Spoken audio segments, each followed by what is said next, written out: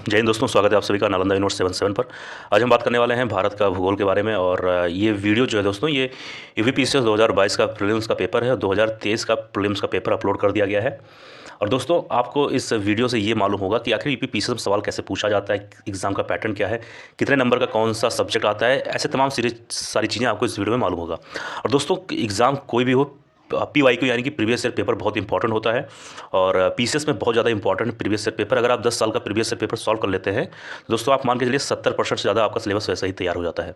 सिर्फ आपको current affair पर ही ध्यान देना होता है। तो दोस्तों, PYQ बहुत इंपॉर्टेंट, इसको देखिए, अपने दोस्तों के साथ वीडियो को शेयर करिए। आज का पहला सवाल है, यानी कि सवाल इस वीडियो का पहला सवाल, और वैसे फिलहाल सवाल नंबर 24 है। भारत में सर्वाधिक ज्वारीय सख्त उत्पादक तटीय क्षेत्र निम्नलिखित में से कौन सा है? तो 24 का सही उत्तर हो जाएगा ऑप्शन नंबर सी, यानी कि खंभात तट। ठीक है, तो भारत में सर्वाधिक सख्त उत्पादक तटीय क्षेत्र खंभात तट है। खंभात की खाड़ी अरब सागर में स्थित एक तिकोनी आकृति की खाड़ी है। यह दक्षिण की और उसे अरब सागर में खुलती है। यह भारतीय राज्य गुजरात के सागर तट, पश्चिम भारत के शहर मुंबई तथा काठियावाड़ प्रायद्वीप के मध्य स्थित है। ठीक है, तो आपको इतनी जानकारी मिल चुका है। सवाल नंबर 2 है, यहाँ पर एक तरफ दिया गया है सूची और दूसरी तरफ दिया गया दोस्तों भारतीय राज्य में अवस्थित। तो बताना है कौन सी पहाड़ी या कौन सा पर्वत कौन से राज्य में स्थित है। तो अगर इसकी बात करें दोस्तों, तो ध्यान देना, इसमें सबसे पहला आता है बटेश्वर पहाड़ी। तो ये दोस्तों हो जाएगा आपका बिहार में। ये चीज़ ध्यान देना, कभी भी इसका एक सिंगल सवाल भी बन सकता है। ऐसे मान लीजिए 2024 में सवाल बन सकता है कि बटेश्वर पहाड़ी कहाँ है, तो आपको ध्यान देना है। आपको एक सवाल में आपको 4 सवाल और मिल जाएंगे, ध्यान देना। पहला ये बटेश्वर पहाड़ी हो जाएगा बिहार। दूसरा है बिलारी श्रृंखला, ये हो जाएगा दोस्तों कर्नाटक में, यानी कि पॉइंट नंबर 4 वाला, ध्यान देना। बी का 4 हो जाएगा। सी है चिन श्रृंखला, तो ये हो जाएगा आपका मणिपुर, यानी कि पॉइंट नंबर 1। और डी है धोसी पहाड़ी, इसका हो जाएगा दोस्तों 1 वाला, यानी कि हरियाणा। ठीक है, ध्यान देना। तो ये बहुत इंपॉर्टेंट है। ये ऐसे सवाल अक्सर पूछे जाते हैं और ऐसे सवाल इंडिविजुअल सवाल में आ सकते हैं। जैसे मान लीजिए पूछ लिया गया कि चिन श्रृंखला ये जो है ये कहाँ पर स्थित है, ऐसा सवाल पूछा जा सकता है। ठीक है, तो आपको ये मालूम होना चाहिए। अगला सवाल है, 2 सूची दिया गया, एक तरफ दिया गया है भारत के जलप्रपात, दूसरी तरफ दिया गया अवस्थित, यानी कि कौन सा भारत के जलप्रपात जो है कहाँ पर स्थित है। तो सबसे पहला आता है दूध सागर, इसका संबंध हो जाएगा गोवा से। बी है बरकाना, इसका संबंध हो जाएगा कर्नाटक से। सी है खंडाधार, इसका संबंध हो जाएगा दोस्तों उड़ीसा से। और एक मिनट, ये सी वाला हो जाएगा उड़ीसा, पॉइंट नंबर 2 से। डी है पालनी, इसका संबंध हो जाएगा हिमाचल प्रदेश से। ठीक है, तो ये चीज़ ध्यान देना, बहुत इंपॉर्टेंट सवाल है ये। नेक्स्ट सवाल, यहाँ पर पूछा गया है जनजाति और पूछा गया राज्य, कौन सी जनजाति से क्या कौन सा संबंध है। यहाँ पर सवाल ही पूछा गया कौन सा 2 सही सुमेलित है, यानी कि 4 में से 2 सही होगा और 2 गलत होगा। ठीक है, तो प्रश्न नंबर 27 का सही उत्तर हो जाएगा ऑप्शन नंबर बी, यानी कि पहला सही है और चौथा सही, यानी कि जो पहला जनजाति सही है और चौथा, यानी कि केरिया जनजाति जो है दोस्तों, ये मुख्यतः उड़ीसा में पाई जाती है और पालियान जनजाति मुख्यतः तमिलनाडु में पाई जाती है। ठीक है, ये ध्यान देना, काफ़ी इंपॉर्टेंट सवाल था। नेक्स्ट सवाल है दोस्तों, ये सवाल एक चीज़ ध्यान देना कि कभी भी प्रीवियस ईयर सवाल हमेशा उसको घुमा के पूछते हैं, लेकिन रिपीट बहुत सारे सवाल होते हैं। अगर आप 10 साल का प्रीवियस ईयर पेपर सॉल्व कर लेते हैं किसी भी एग्जाम का, तो आप 70% मान लीजिए उस एग्जाम को आपने क्रैक कर दिया। ठीक है, ये चीज़ ध्यान देना। अगला सवाल, सवाल नंबर 28 है। यहाँ पर 2 पॉइंट दिया गया। पहला पॉइंट है ए, यानी कि अभिकथन, दूसरा है आर, यानी कि कारण। अब दोनों को पढ़ेंगे फिर बताएंगे उत्तर कौन सा सही है। ठीक है, तो पहले ए में है कि आगरा और दार्जिलिंग एक ही अक्षांश पर स्थित है, किंतु जनवरी में आगरा का तापमान 16 डिग्री सेल्सियस तथा दार्जिलिंग का 4 डिग्री सेल्सियस होता है। और आर यानी दिया गया कारण, इसमें दिया गया कि ऊंचाई के साथ तापमान घटता है तथा विरल वायु के कारण मैदानी प्रदेशों की तुलना में पर्वतीय प्रदेश अधिक ठंडे होते हैं। अब दोनों पॉइंट को मैंने पढ़ा, आप भी एक बार पढ़ लीजिए। अब आइए उत्तर की बात करें। उत्तर सही होगा दोस्तों पॉइंट नंबर ए, यानी कि ए तथा आर दोनों सही है और आर जो है एक ही सही व्याख्या करता है, यानी कि दोनों पॉइंट भी सही है। और आर यानी कि जो ये दोस्तों इसमें वो बताया जा रहा है कारण, तो ए के बारे में जो इसने बताया है, कारण बताया, वो सही बात बताया, गलत नहीं है। ठीक है, अब इसको थोड़ा विस्तार से बात कर लेते हैं। ऊंचाई के साथ तापमान घटता है तथा विरल वायु के कारण मैदानी प्रदेशों की तुलना में पर्वतीय प्रदेश अधिक ठंडे होते हैं, इसलिए आगरा तथा दार्जिलिंग एक ही अक्षांश पर स्थित है, किंतु जनवरी में आगरा का तापमान 16 डिग्री सेल्सियस तथा दार्जिलिंग का तापमान 4 डिग्री सेल्सियस होता है। ठीक है, आइए इसमें बात करते हैं। अगले सवाल थोड़ा जूम कर लेते हैं। सवाल नंबर 29 है, खान मंत्रालय की वार्षिक रिपोर्ट 2020-21 के अनुसार निम्नलिखित में से कौन से 2 राज्य भारत में लौह अयस्क के प्रमुख उत्पादक है। अब जहाँ पर 20-21 लिखा है दोस्तों, अब आप जाइए तुरंत, जब भी ये वीडियो देख रहे हो, आज देख रहे हो यानी कि 7 फरवरी को, 8-10 जब भी देख रहे हो, तो तुरंत जाइए आप गूगल पे सर्च करिए कि इस समय का रिपोर्ट क्या कहता है। यही इंपॉर्टेंट होता है। जो सवाल आपका प्रीवियस ईयर सवाल क्वेश्चन होता है दोस्तों, जो पिछले साल एग्जाम में पूछा था, उससे ये पता चलता है कि क्या पूछा जा सकता है आने वाले एग्जाम में। तो आपको इस समय देखना है 2023-2024 का किस समय क्या चल रहा है, ठीक है, ये सब चीज़ ध्यान देना। तो 29 का सही उत्तर हो जाएगा ऑप्शन नंबर ए, यानी कि 1 और 2, यानी कि उड़ीसा और छत्तीसगढ़, ठीक है। तो खान मंत्रालय की वार्षिक रिपोर्ट 2021 के अनुसार उड़ीसा तथा छत्तीसगढ़ राज्य भारत में लौह आयशा के प्रमुख उत्पादक है। अब ये चीज़ ध्यान देना, लौह आयशा के प्रमुख उत्पादक में 2 राज्य कौन कौन से, उड़ीसा और छत्तीसगढ़। ये कौन सी रिपोर्ट थी, 2021 वाली, लेकिन 2023 वाली रिपोर्ट क्या कहती है, आपको क्या करना है, जाके देखना है, ठीक है। उड़ीसा में प्रमुख लौह आयशक क्षेत्र जो कि है वो, उसका नाम है मयूरभंज तथा केंदुझर, ठीक है। और प्रसिद्ध बादाम पहाड़ खान यहीं पर स्थित है। छत्तीसगढ़ में जो है दोस्तों, लौह आयशक के कुछ इंपॉर्टेंट क्षेत्र जैसे कि दुर्ग और दंतेवाड़ा और जगदलपुर और कांकेर जिले, ठीक है, ये सारे इंपॉर्टेंट है कहाँ पर, छत्तीसगढ़ में। तो ये चीज़ मालूम होना चाहिए आपको। प्रश्न नंबर 30 है दोस्तों, इसमें ये कहा गया है कि भारत के संदर्भ में निम्नलिखित कथनों में से कौन सा सही है। 4 पॉइंट दिया गया, ए बी सी डी, माफ करिए 1 2 3 4, और ये पॉइंट है, और फिर यहाँ पर नीचे ऑप्शन दिया गया। तो 30 का सही उत्तर हो जाएगा ऑप्शन नंबर डी, यानी कि 2 और 3। अगर ऑप्शन नहीं दिख रहा है आपको तो मैं बता देता हूँ कि डी में लिखा है 2 और 3, ठीक है। 2 और 3 यानी हो गया ये वाला, यानी कि संसार का लगभग 2.4% क्षेत्र भारत के अंतर्गत आता है, ये बात सही है। और कर्क रेखा भारत के बीच से गुजरती है, जो अक्षांशीय विस्तार को 2 बराबर भागों में बांटती है, ये भी बात सही है, ठीक है। अब आइए इसको थोड़ा सा विस्तार से जान लेते हैं, विस्तार से थोड़ा सा और जानकारी इसमें हम लोग ऐड कर देते हैं। भारत विश्व का 7वां सबसे बड़ा देश है, आपको सभी को मालूम होगा। विश्व का लगभग 2.4% क्षेत्र भारत के अंतर्गत आता है, और कर्क रेखा जो है दोस्तों देश के बीच से गुजरती है तथा 2 अक्षांशीय विस्तार में 2 बराबर भागों में बांट देती है, ठीक है। नेक्स्ट सवाल नंबर 31। एक तरफ दिया गया है एल्युमिनियम संयंत्र, दूसरी तरफ दिया गया है अवस्थित, यानी कौन सा एल्युमिनियम संयंत्र जो है दोस्तों कहाँ पर स्थित है। तो सवाल नंबर 32 का सही उत्तर हो जाएगा सी, यानी कि नहीं, एक मिनट ध्यान देना, इसमें सवाल पूछा गया कौन सा सुमेलित नहीं, यानी कि 4 नाम है, 4 में से कोई एक नाम जो है दोस्तों गलत होगा, बाकी 3 तो अपने आप सही हो जाएंगे। तो सवाल नंबर 31 का सही उत्तर हो जाएगा ए वाला, यानी कि ये वाला, यानी कि इंडियन एल्युमिनियम कंपनी लिमिटेड, यानी कि INDAL जो ये दोस्तों ये हीराकुंड में अवस्थित नहीं है, तो ये हो जाएगा गलत, क्योंकि ये सुमेलित नहीं होगा।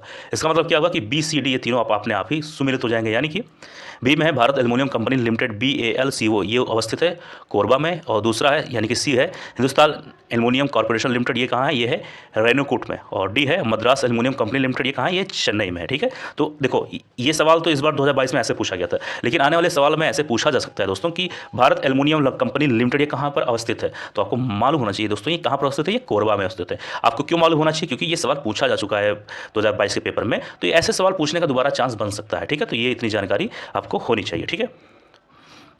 अब बात करेंगे सवाल नंबर 32 के बारे में। थोड़ा सा साफ नहीं दिख रहा होगा आप सभी को, इसके लिए मैं थोड़ा सा क्षमा चाहता हूँ। सवाल नंबर 32 है, निम्नलिखित में से कौन सी नदी घाटी क्षेत्रफल की दृष्टि से सबसे बड़ी है। तो 32 का सही उत्तर हो जाएगा सी, यानी कि महानदी, ठीक है।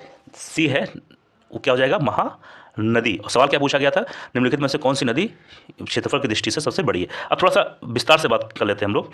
महानदी जो है दोस्तों छत्तीसगढ़ के धमतरी जिले से निकलती है। कभी पूछ लिया जाए कि कहाँ से निकलती है, तो छत्तीसगढ़ से निकलती है। कौन से जिले से, तो वो उसका नाम है धमतरी जिला, ठीक है। या पूर्व मध्य भारत की एक प्रमुख नदी है, या लगभग 1,32,000 वर्ग किलोमीटर के क्षेत्र में बहती है। इसकी कुल लंबाई जो है 900 किलोमीटर है।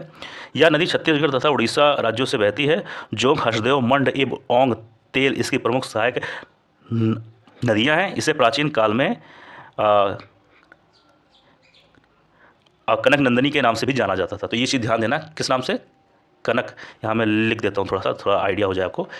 पहले यानी कि प्राचीन समय में इसको किस नाम से जाना जाता था, तो इसका सही नाम होगा कनक नंदनी, ठीक है। कभी भी पूछ ले तो मालूम होना चाहिए।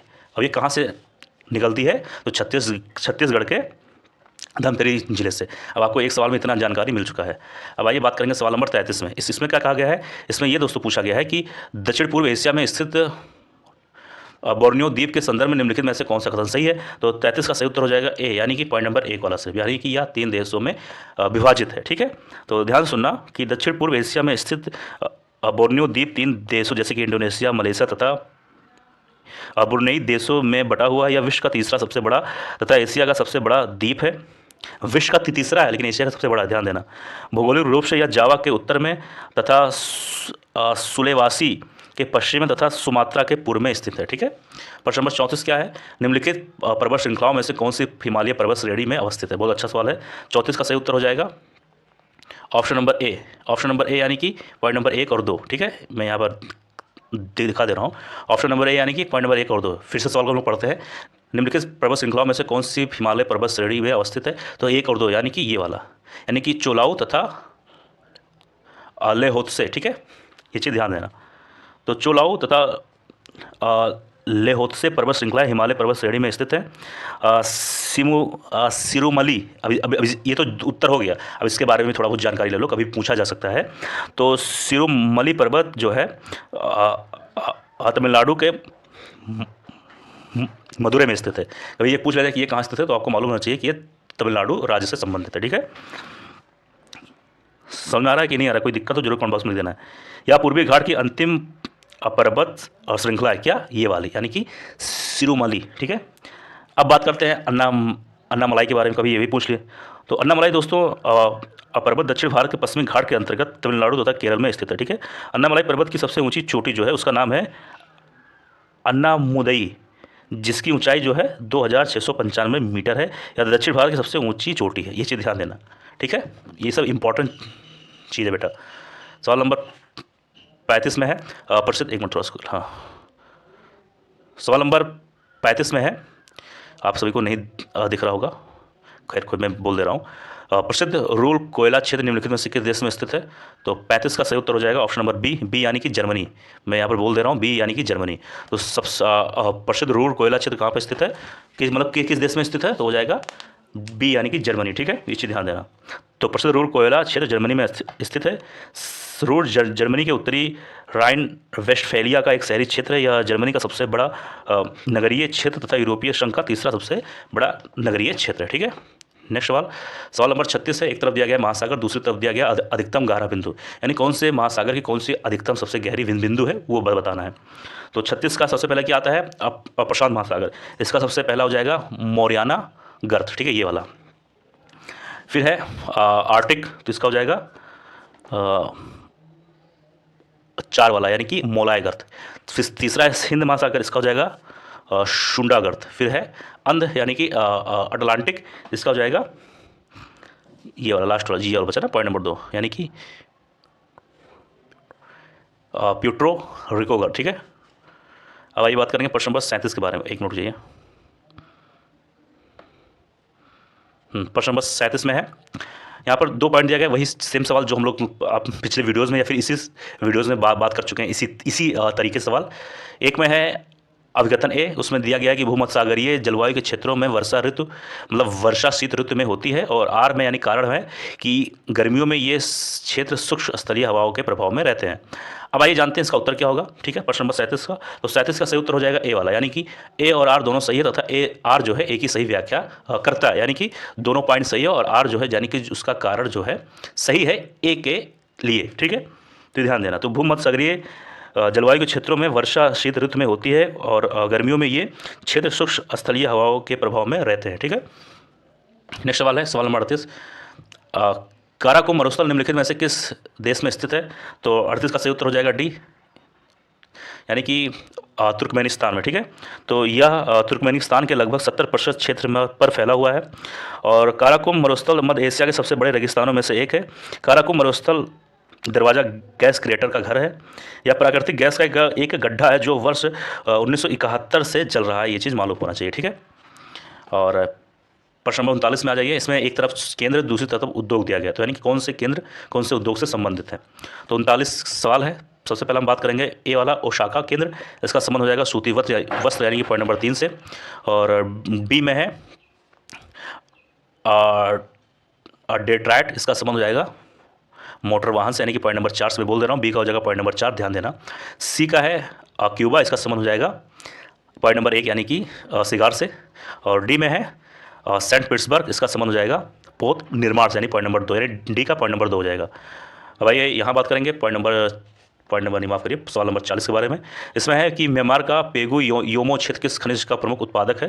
तो 40 का सही उत्तर हो जाएगा डी, यानी कि खनिज तेल का, ठीक है, ये चीज़ ध्यान देना, अच्छा सवाल है। प्रश्न नंबर 41 पे आ जाइए। इसमें कहा गया है कि शनि ग्रह के वायुमंडल में निम्नलिखित में से कौन सी गैस सबसे अधिक मात्रा में पाई जाती है? तो 41 का सही उत्तर हो जाएगा ऑप्शन नंबर सी, यानी कि मीथेन। ध्यान देना, ठीक है।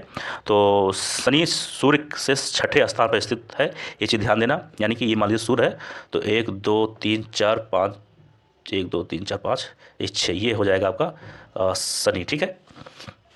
तो शनि सूर्य से छठे स्थान पर स्थित है तथा सौरमंडल का दूसरा सबसे बड़ा ग्रह है। टाइटन शनि का सबसे बड़ा उपग्रह, ये भी ध्यान देना, कभी पूछा जा सकता है। शनि ग्रह के वायुमंडल में मीथेन गैस सबसे अधिक मात्रा में पाई जाती है, ठीक है। नेक्स्ट सवाल, यहाँ पर वही सवाल है जिस तरीके से हम लोगों ने बात किया। एक में दिया गया है अभिकथन ए वाला और दूसरी तरफ दिया गया कारण। ए में है कि विश्व में चिली तांबे का प्रमुख उत्पादक है। आर है उत्तरी चिले का एंडीज क्षेत्र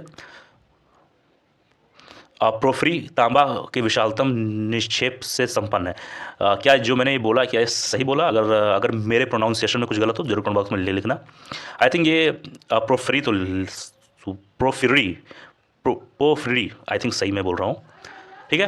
तो 42 का आइए उत्तर देखते हैं। 42 का उत्तर से हो जाएगा ए वाला। ए यानी कि ए वाला, ए तथा आर दोनों सत्य है। आर ए की सही व्याख्या करता है, यानी कि अब ध्यान सुनना, ठीक है। विश्व में चिली तांबे का प्रमुख उत्पादक देश है। उत्तरी चिले का एंडीज क्षेत्र प्रोफ्री तांबा के विशालतम निष्पेष से संपन्न है। चिली दक्षिण अमेरिका में एंडीज पर्वत तथा प्रशांत महासागर के बीच स्थित लंबा तथा सकरा देश है। चिली के उत्तर में पेरू, उत्तर पूर्व में बोल्विया तथा पूर्व में अर्जेंटीना तथा दक्षिण छोर पर ड्रैग पैसेज स्थित है। तो आपको इतनी जानकारी तो कम से कम होनी चाहिए कि आसपास क्या चीज़ें हैं, क्योंकि कभी भी सवाल कुछ भी थोड़ा बहुत घुमा के पूछ सकता है। प्रश्न नंबर आ जाइए 43 पर। इसमें कहा गया निम्नलिखित में से कौन सा देश स्थल रुद्ध है, ठीक है। स्थल रुद्ध, ये चीज़ ध्यान देना। तो 43 का सही उत्तर हो जाएगा ए, यानी कि बोल्विया, ठीक है। तो बोल्विया देश पश्चिम मध्य दक्षिण अमेरिका महाद्वीप में स्थित है। एक स्थल रुद्ध देश है। इसकी राजधानी क्या है? इसकी राजधानी है दोस्तों लापाज, ठीक है। प्रश्न नंबर 44 है, किस देश में प्राकृतिक आर्सेनिक प्रदूषित जल मिलता है? 44 का सही उत्तर हो जाएगा बी, यानी कि बांग्लादेश, ठीक है। तो बांग्लादेश में प्राकृतिक आर्सेनिक प्रदूषित जल मिलता है। कई देशों के भूजल में प्राकृतिक रूप से उच्च स्तर पर आर्सेनिक मौजूद है। आर्सेनिक अपने अकार्बनिक रूप में अत्यधिक विषैला होता है। पीने, भोजन तैयार करने तथा खाद्य फसलों की सिंचाई के लिए इस्तेमाल किया जाने वाला दूषित पानी आर्सेनिक से सार्वजनिक स्वास्थ्य के लिए सबसे बड़ा खतरा माना जाता है। इससे कैंसर तथा त्वचा के घाव हो सकते हैं। भारत का पश्चिम बंगाल राज्य आर्सेनिक से सर्वाधिक प्रभावित क्षेत्र है, ये चीज़ मालूम होना चाहिए। ये है बांग्लादेश, लेकिन अगर पूछ ले कि भारत में ऐसा कौन सा राज्य है, कौन सा क्षेत्र जो सबसे ज़्यादा प्रभावित है, तो वो हो जाएगा पश्चिम बंगाल, ठीक है। प्रश्न नंबर 45 है कि पृथ्वी का वायुमंडल निम्नलिखित में से मुख्यतः किसके द्वारा तप्त होता है? तो 45 का सही उत्तर हो जाएगा डी, यानी कि दीर्घ तरंग स्थलीय विकिरण, ठीक है। तो ध्यान देना दोस्तों कि पृथ्वी का वायुमंडल दीर्घ तरल स्थलीय विकिरण द्वारा मुख्यतः तप होता है और पृथ्वी एक निश्चित मात्रा में सूर्य तप यानी कि लघु तरंगें प्राप्त करती हैं तथा स्थलीय विकिरण यानी दीर्घ तरंगों के माध्यम से अंतरिक्ष में पुनः ऊष्मा छोड़ देती हैं। ऊष्मा के इस प्रवाह के माध्यम से पृथ्वी अपने तापमान को संतुलित रखती है। इसी प्रक्रिया को पृथ्वी का ऊष्मा बचत भी कहा जाता है। फिलहाल ये सब चीज़ें जब हम लोग अपना सिलेबस पढ़ेंगे उसके बारे में तो बात करने वाले हैं। तो आपको देखो मैं कोशिश कर रहा हूँ अच्छे से अच्छा जानकारी दूँ, ये बहुत इंपॉर्टेंट है, तो इसको ध्यान देना। प्रश्न नंबर 46 है, भारत में किस धार्मिक समूह का सर्वाधिक भाग नगरीय है? तो 46 का सही उत्तर हो जाएगा ए, यानी कि जैन। भारत में किस धार्मिक समूह का सर्वाधिक भाग नगरीय, तो हो जाएगा जैन, ठीक है। ये चीज़ ध्यान देना। तो सुन लो थोड़ा उसके बारे में जानकारी कि शहरी भारत की जनसंख्या 2001 में जो थी दोस्तों वो थी 28%। फिर 2011 में हो गई वो 31%। अभी 2021 का जनगणना आया नहीं है तो उसके बारे में तो कुछ बोल नहीं सकते, आ जाएगा शायद 2024 तक। देश में 29% हिंदू शहरी क्षेत्रों में रहते हैं, 40% मुस्लिम तथा ईसाई और जैन जो है 80% तक वहाँ पर रहते हैं, ठीक है, ठीक है। ईसाई और 80%, सॉरी माफ़ करिए, जैन जो है 80% रहता है, ना कि ईसाई। इसे ध्यान देना, मैं थोड़ा गलत बोल गया था। तो 80% जैन जो है, जितनी भी उनकी आबादी है 80% जैन वो शहर में ही रहता है। 47 टी माल्थस ने दी माल्थुसियन थ्योरी नामक प्रसिद्ध सिद्धांत को प्रतिपादित किया जो संबंधित है। तो 47 का सही उत्तर हो जाएगा ऑप्शन नंबर बी, यानी कि जनसंख्या से संबंधित है, ठीक है। प्रश्न नंबर 48 क्या है? जनसंख्याई लाभांश है। तो 48 का सही उत्तर हो जाएगा ए, यानी कि 15 से 59 वर्ष की कार्यशील जनसंख्या, ठीक है। आसान सा सवाल था। अब इसके बारे में ध्यान सुनना कि जनसंख्याई लाभांश में 15 से 59 वर्ष की कार्यशील जनसंख्या है, ये तो जानी गए आप। जनसंख्यायिक लाभांश से आशय उस संभावित प्रबल आर्थिक विकास से है जो किसी जनसंख्या में काम करने वालों की संख्या तथा उनके ऊपर आश्रित लोगों की संख्या का अनुपात अधिक होने पर मिल सकता है, अर्थात यह अर्थव्यवस्था में मानव संसाधन के सकारात्मक तथा सतत विकास को दर्शाता है। तो दोस्तों, यह था आज का सवाल। आज हम लोगों ने 48 सवाल तक कर लिया, यानी कि हम लोगों ने स्टार्ट किया था 24 सवाल से और 48 सवाल किया, यानी कि हम लोगों ने टोटल 24 सवाल किया। और 24 सवाल दोस्तों ये पूरे के पूरे ज्योग्राफी से, इसमें आपको वर्ल्ड ज्योग्राफी, इंडियन ज्योग्राफी और थोड़ा जनसंख्या से संबंधित भी सवाल मिल गए हैं, जैसे कि 46, 47, 48 ये जो दोस्तों टॉपिक है ये भी ज्योग्राफी का ही संबंधित है। यानी 2022 में टोटल 24 सवाल जो है यूपीपीसीएस में ज्योग्राफी से है, तो देख सकते हैं कितना इंपॉर्टेंट है। तो दोस्तों, इस वीडियो को दोस्तों के साथ जरूर शेयर करना। कोई भी डाउट हो, कोई भी चीज़ ना समझ में आया हो, कोई चीज़ आपको थोड़ा सा कुछ भी डाउट हो, जरूर कमेंट बॉक्स में लिखना। मिलते हैं किसी और वीडियो में। जय हिंद, जय भारत।